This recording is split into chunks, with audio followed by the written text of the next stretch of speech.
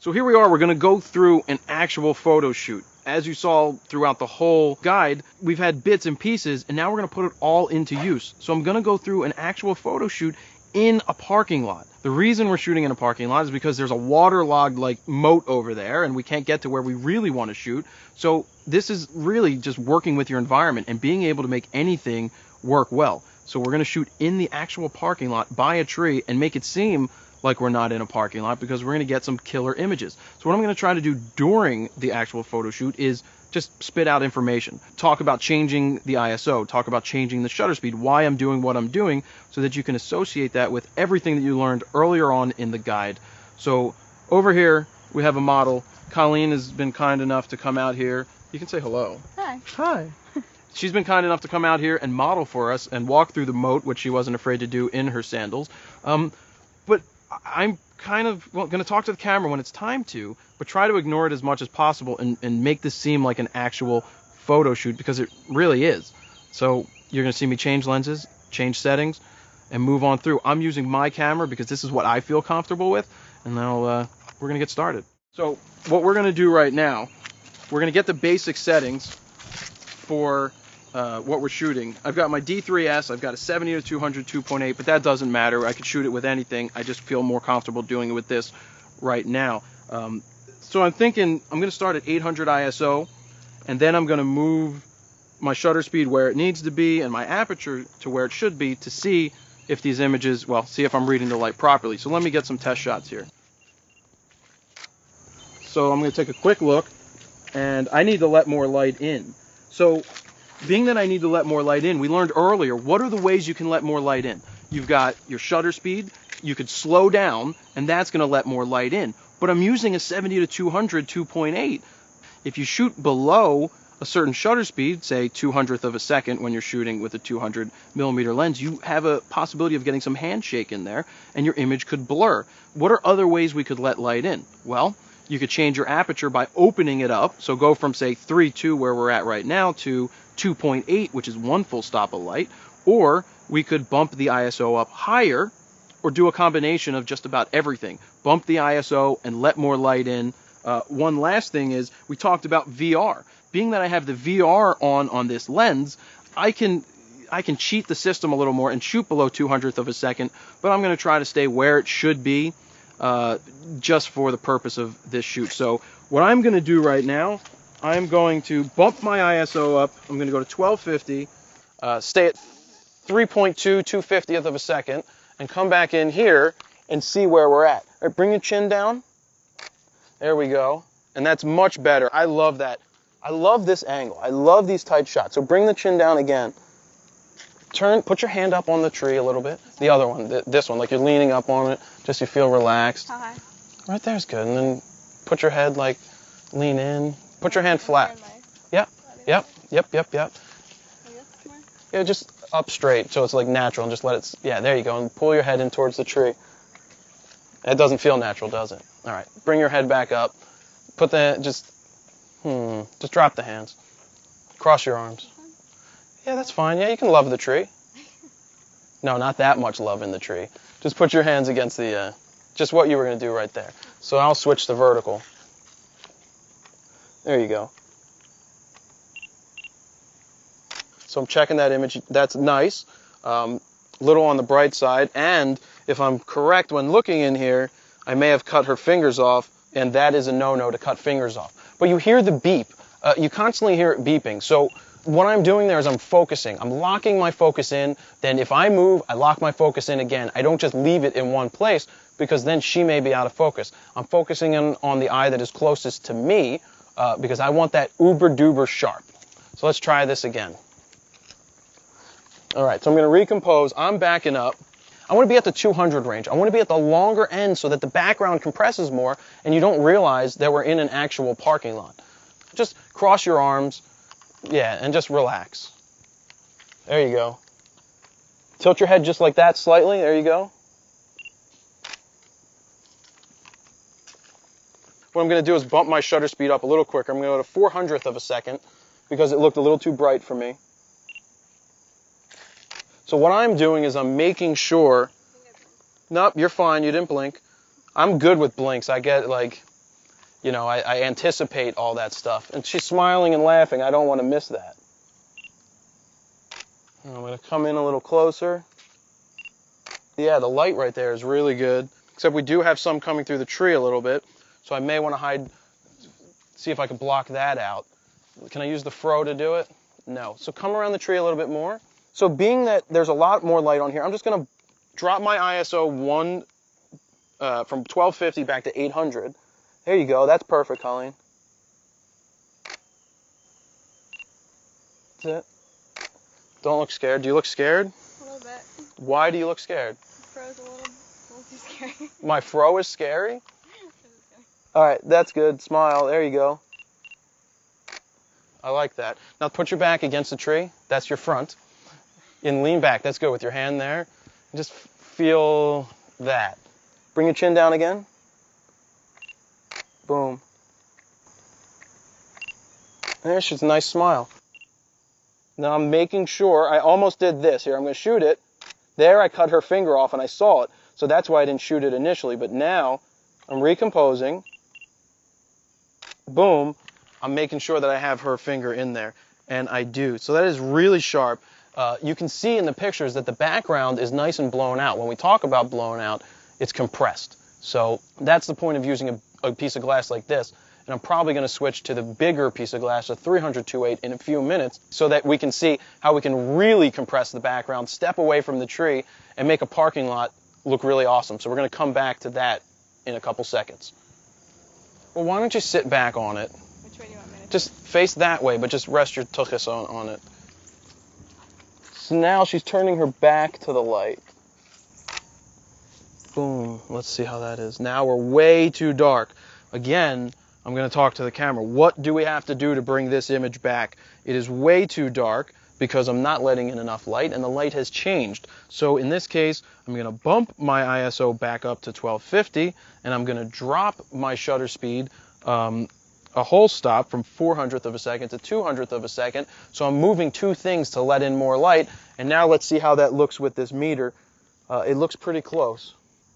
Boom, fill in the frame as much as possible. And now we're a little too bright, so I'm just going to bump my shutter speed back to 3/20th, and here we go, because that's where the meter is basically telling me it's right, and it shouldn't be lying to me. That's nice. I'm trying to get, well, your hair is long. No, but tilt your head back up, and back. further? No, now I need to bring it back down. Go and bring it down forward. There we go. Give me a little bit of a smile. Boom. So those are nice. So what I'm going to do now is I'm going to switch lenses. I'm going to put on the big gun to compress the background even more. I am not afraid to change my lenses in nature. A lot of people worry about this stuff, but just keep the camera tilted down as much as possible. Find how to do this properly. It's a little backwards right now. There we go. There, it locked in. So right now I'm going for a headshot. Right there. Don't move that. Give me a partial smile. Partial, like, hey, Jared. Hi. Hello. Hold that. Oh, hey. Hey, it's nice to see you here. Do you come here often? A little more, a little more, a little more. There. So we got a lot of that. That's good. No, that's even better. Ooh, that's really sweet looking. Now, can you bring it? Yeah, that. Oh, that's perfect. Yeah. That look is incredible. Right there. Give me the slight smile. That's where I want your face. I'm going to come in even tighter. I am filling the frame. Boom. Dropping my shutter speed again. Let me see what this looks like. Yeah, I like that.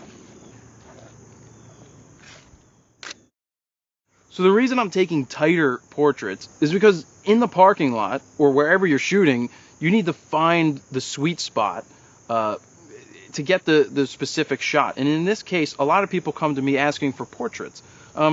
So if they're coming to you to take a portrait, there's nothing wrong with taking those tight headshots. And the reason I'm sticking with tight headshots is because the parking lot doesn't leave a lot of room for doing anything else. But these headshots are great. I really like the color. I like the tone. I like how thick the contrast is. And I just like I've got a really good model that I'm working with. So we're going to keep shooting a little more. see how far we can go. I'm still using the 300 2.8, and as you can see in the images, the background is really compressed. It is really out of focus. It's really sweet looking, which helps keep Colleen in the forefront of the image. So she just pops straight out. I try to let the model do their thing. I don't want to always be saying, do this, do that. I want to let them just interact. And I'll say, hey, hold that, hold that, hold this. That's good. You know what? Move your head just a little bit. I don't want to give too much direction because I don't want them to get overwhelmed. I just want them to have fun when we're shooting, and that's really it. And I think Colleen's having fun. I'm having fun. That's it. Put your head back on the tree. I think the light has changed. I'm going to do one here, and then I'm going to make a quick change right there. So I just composed to make sure that I got her hair and everything in there. It's a very tight shot, but it's really nice. But I want to get her eyes to come up in the frame. So what I'm going to do for myself is I'm going to kneel on this huge log, raise my monopod. I want to be higher, because the higher I am, if I'm on a level above her, her eyes come up and you get those nice whites, and then she looks like that supermodel person out there, right? Give me the real smile. Nice. The eyes come up. Let's back up a little bit. That is a high log. Cross your arms. So I've got you, and I'm going to do this so that you can see the big white out of focus blotch in the background. That is the handicap sign. But I don't want that blown out in the background. I'm going to step to the left to then allow me to block that with Colleen's head. So just taking one step just like this, I am blocking her. Her head is blocking the sign. Let's check that out.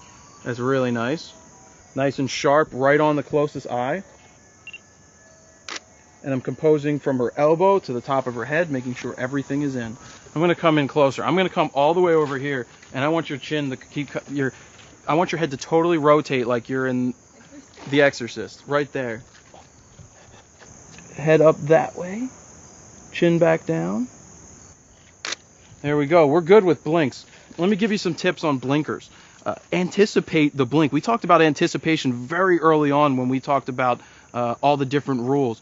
Feel when the blink is going to happen. You can tell when somebody's blinking. If they start to really blink a lot, you can just be like, you can shoot around the blinks because you know when they're going to happen. Or if you need to count, tell them you're going to go on 3, but go on 1, and then they're not really going to blink on 1. They'll blink more on 3 and stuff like that. You know what? Hide behind the tree, looking straight on at me. Yeah, and I just want to see if I can get you peeking out, but have it be semi okay looking. Yeah, no, that right there. That right there. Yeah, your eyes look great. Oh, she's laughing. Kiss the tree. Hold it. Hold it. No, I got to move around this way. Give the tree a nice kiss. Mwah. Beautiful. Beautiful. Not a good picture to use, but just fun to keep the model just enjoying herself out here. It's always good to just interact and talk and joke around because it keeps your model loose and just ready for the shoot. And she's flapping her wings again. We're going to walk in. We're going to do something just totally awkward. We're going to put her in the middle of a parking space, which is just breaks rules, but we're going to do it with the big lens and make this work. Just back up that way. Stare me down. Yeah, you can do that. Check my everything, and that is spot on. And I'm just going to keep coming in tighter. So even though I'm using a 300, I did one shot, and that's one composition. Now I want to go in, because I don't crop. Remember we talk about not cropping? Crop in the camera, not in the computer, because you save just so much more of your file. I'm going to take it from the shot you just saw, which was basically a full from waist up, and I'm going to just keep coming in tighter and tighter and tighter, filling the frame. That's perfect. Chin down. I'm just checking my frame, making sure that I move. She has a big tree coming out of her head right now, and I don't want that merger. So instead of asking the model to move, I'm just moving. It's easier that way. Oh boy. Right there. Chin down a little bit more. Smile really. The nice Jared, you're so cute smile. That's the Jared, you're so cute smile. and I am utilizing the rule of thirds by throwing her off to the right side of the image and just really filling the frame with her head and getting a killer shot, as you can see on the back of the camera. I'm going to show her the pictures real quick. You ready? Let me see my vampire face. Not that one. There it is. That's vampire. I like that. Boom. I love that. See how the background's all blown out? Mm-hmm. Utilize the rules and threw you off to the one side of the image. You can see the tree. You can't even see the tree that No, was you can't. there. So we blocked the image. So yeah, that's one of these photo shoots. Just watch. I mean, I don't know how many times you can watch it, but you're going to pick up something different every time you watch what I just did. I lock the focus in on the eyes. I check my meter on the inside to make sure the exposure is where it needs to be. I make sure I'm not cutting off her hands or fingers. Make sure I don't cut off the top of her head. These are things that you look at in the camera. It's all about the composition and the framing. Check the frame. Before you even take the shot, just look around the edge of the frame with your eyes and go, am I cutting off something that I shouldn't be cutting off? So I hope it was an enjoyable photo shoot for you guys to watch. I had fun shooting it. Colleen, is always fun to shoot every time that we photograph each other, and thank you very much. All right, we'll see you later.